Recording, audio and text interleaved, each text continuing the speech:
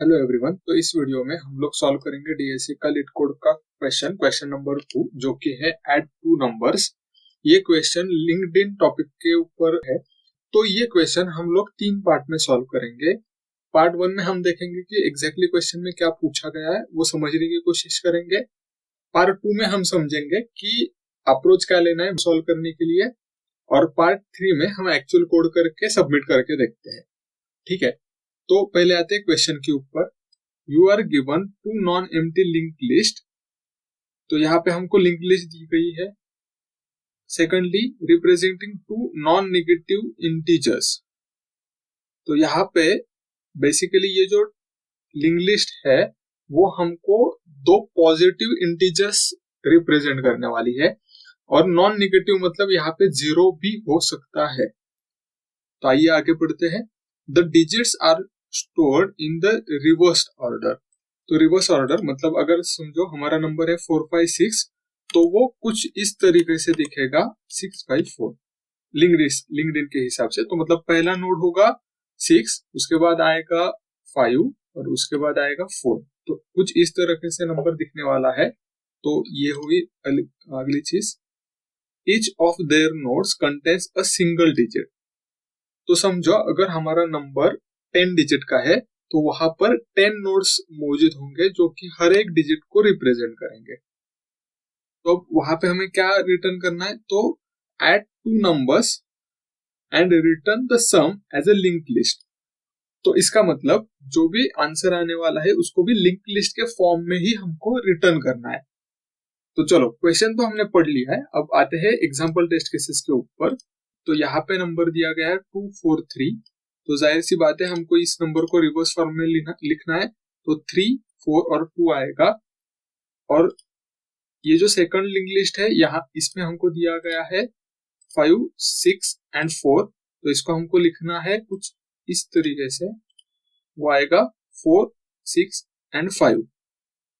तो अगर हम इन दो नंबर को ऐड करना चाहेंगे तो इसका आंसर कुछ इस तरीके से आएगा।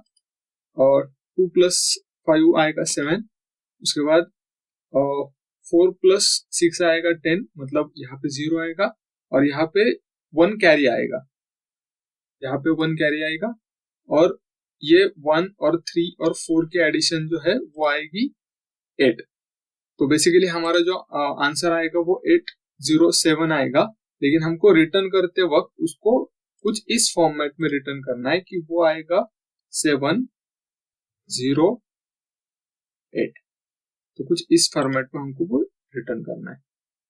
तो ये हुआ सैंपल टेस्ट केसेस। अब आते हैं कोड के ऊपर। तो पहले हमको जो L1 और L2 है वो 2 पॉइंटर दिए गए हैं। तो हमको यहाँ पे पॉइंटर सेट करना है। तो मैं लेता हूँ let P1 is equal to L1, let P2 is equal to L2।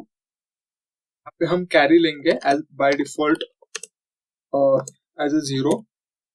तो अगर एडिशन करते समय हमें कैरी मिल जाता है तो वो हम यहाँ पे स्टोर करेंगे।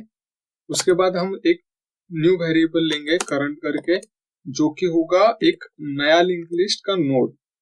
तो ये लिस्ट नोड यूज करके हम 0 वैल्यू लेंगे और ये एक नया पॉइंटर हम लेके चलेंगे। और लेट आउटपुट होगा जिसमें हम जो कि आउटपुट है हमारा वो स्टोर करेंगे। पहले तो इनिशियली हम करंट लेंगे। तो अभी हमने यहाँ पे क्या करा है कि एक पॉइंटर लिया है जो कि हम मूव करते जाएंगे, और इसमें जो इन दो लिंक लिस्ट का मतलब समझो कि यहाँ पे 4 और 8 है, तो इनका जो एडिशन आएगा वो यहाँ पर जाके हम सेव करेंगे इस वाले आउटपुट में। तो इसलिए हमने एक न्यू लिंक लिस्ट बनाना शुरू कर दिया है, और इस न्यू लिस्ट को हम रिटर्न करने वाले हैं एज आउटपुट। हमें जो वेरिएबल्स चाहिए थे वो तो हमने ले लिए हैं, उसमें हम डेटा स्टोर करते जाएंगे जैसे जैसे हम आगे बढ़ते जाएंगे। तो यहाँ पे हम सॉल्व करने के लिए यूज करेंगे simple while loop. While loop में हम लेंगे P1 और P2। तो यहाँ पे हमने एक बेस कंडीशन लगाई है P1 और P2 की। तो समझो हमारे पास ये 2 पॉइंटर्स है। तो 2 पॉइंटर में से अगर किसी भी एक पॉइंटर में वैल्यू है, तो समझो L1 और L2 दो पॉइंटर है। 2 पॉइंटर में से अगर किसी एक के पास भी वैल्यू मौजूद है तो हमको वहां तक जाना है, इसलिए हमने यहाँ पे कंडीशन डाली है P1 और P2 की। तो जब हम पहली बार आएंगे तो हम यहाँ पर लेंगे सम इज इक्वल टू, तो यहाँ पे हम डालेंगे P1 और अगर P1 है तो P1 डॉट वैल, अगर नहीं है तो 0। तो ये एक टर्नरी ऑपरेटर है जिसका काम है कि अगर P1 में वैल्यू है तो वो P1 का वैल्यू ला के देगा, और अगर P1 में वैल्यू नहीं है तो ये 0 ला करके देगा। तो इससे क्या होगा, हमारा जो सम है वो इम्पैक्ट नहीं होगा। आगे चल के हम सेम P2 के लिए भी अप्लाई करेंगे, अगर P2 है तो P2 डॉट वैल ला के देगा, अगर नहीं है तो 0 ला के देगा, और यहाँ पे हम लोग कैरी इसमें ऐड कर देंगे। तो ये हो गया सम। अभी समझो सम हमारा ग्रेटर देन 9 है, तो अगर समझो सम हमारा ग्रेटर देन 9 है तो हमें यहाँ पे कैरी भी ऐड करना है, तो हम इसलिए अलग प्रोग्राम लिखेंगे यहाँ पे। तो करंट डॉट नेक्स्ट आएगा जिसमें हम न्यू लिस्ट नोड बनाएंगे। तो इस लिस्ट नोड में हम डालेंगे सम मॉड 10, और जो कैरी है वो होगा dot floor sum divided by 10। तो यहाँ पे ये समझाने के लिए मैं आपको बोलता हूँ कि लेट्स से हमारे पास ये दो नंबर्स है 6 और 4। तो यहाँ पे आते हैं, तो ये समझने के लिए जैसे कि यहाँ पे हमने देखा कि हमारे पास ये दो नंबर थे, हम यहाँ पे आए थे 6 और 4। तो इन 6 और 4 को ऐड करने के बाद इसका जो एडिशन है वो 10 आएगा। तो 10 में से हमने ये जो 0 है वो यहाँ पे ले लिया, लेकिन जो 1 है वो एज अ कैरी हमने यहाँ पे शिफ्ट कर दिया था।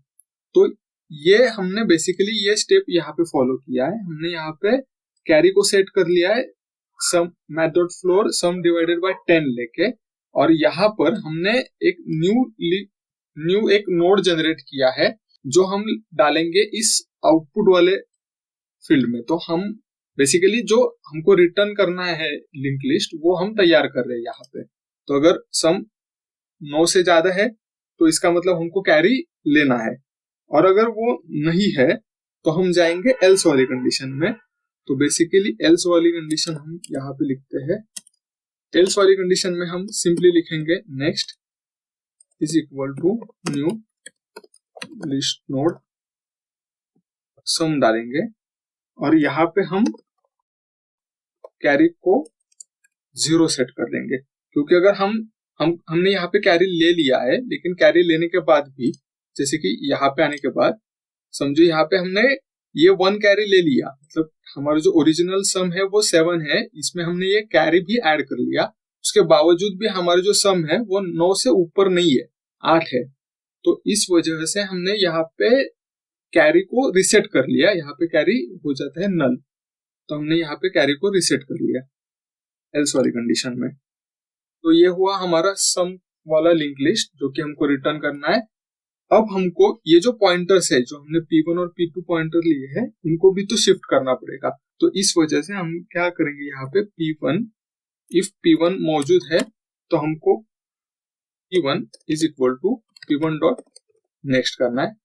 सिमिलरली इफ P2 मौजूद है तो हमको P2 is equal to P2 dot next करना है।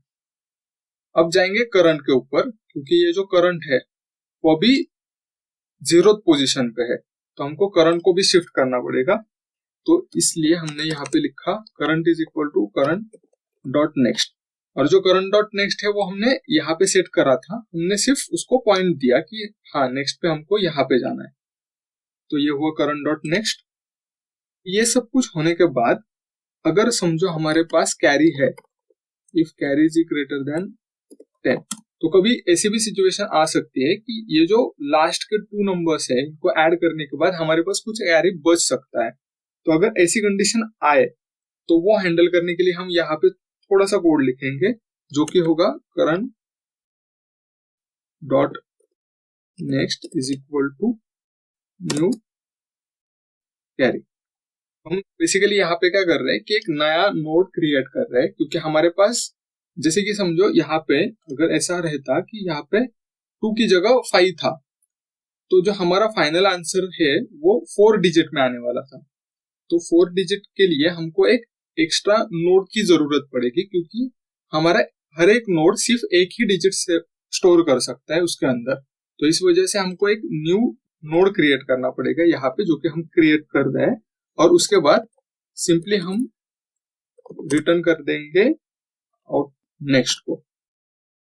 तो आउटपुट डॉट नेक्स्ट क्यों करना है, तो यहाँ पे हमने जो इनिशियल नोड लिया था फर्स्ट वाला, उसका वैल्यू तो 0 है, तो वो रिटर्न करके कुछ फायदा नहीं है, इसलिए हमको नेक्स्ट वाला जो है वो रिटर्न करना है। चलिए कोड तो हो गया है, हम अब रन करके देखते हैं। यस, तो पहला टेस्ट केस तो पास हो रहा है। अब सारे टेस्ट केसेस रन करके देखते हैं। यस, सारे टेस्ट केसेस तो हमारे पास हो रहे हैं। तो अब कंप्लीटली सबमिट करके देखते हैं। यस, तो हमारा आंसर एक्सेप्ट हो रहा है।